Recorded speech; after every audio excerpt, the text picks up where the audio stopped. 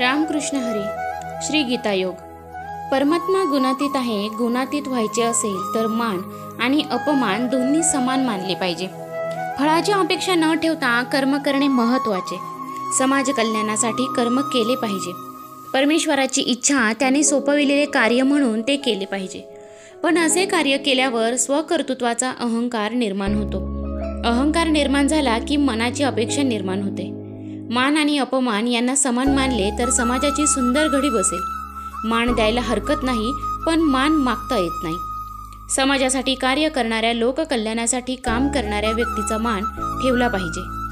अशी व्यक्ती समोर आली तर उभे राहावे, पण माझ्यासाठी तुम्ही उभे राहायला पाहिजे असा हट्ट असता कामा नये. लग्न समारंभातून मानापमान गेला तर लग्नाची मजा अनेक पटीने वाढेल.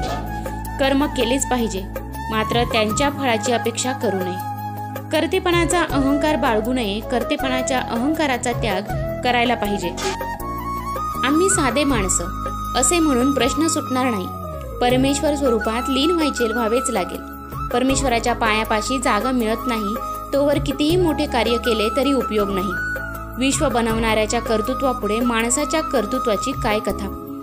पण आपण थोडे काही केले तरी डंका पिटतो. त्यातून अहंकार येतो.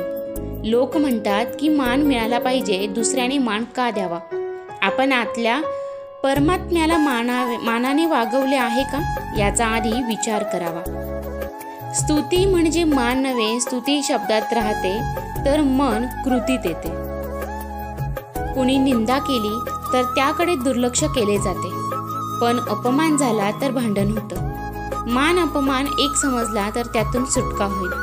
एखाद्याने तुम्हाला दूषण दिले तर त्यात दोन शक्यता असतात.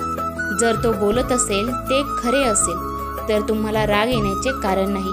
जर तो खरे बोलत नसेल तर ते तुम्हाला लागत नाही. त्या अज्ञानी माणसाकडे का लक्ष द्यायचे. त्याच्या बोलण्यात जर काही सूचना असेल तर ती मात्र गांभीर्याने घेऊन त्याचा उपयोग करावा. आत्मज्ञान झाले की मनुष्य पंचक्लेशातून सुटतो. मित्र किंवा शत्रू ठरतो तो गुणांमुळे. गुण जुळले तर मैत्री होते, अन्यथा शत्रू ठरतो. त्या दोघांच्याही बाबत सम राहायला हवे. तर मित्रांनो, व्हिडिओ कसा वाटला कमेंट करून नक्की कळवा.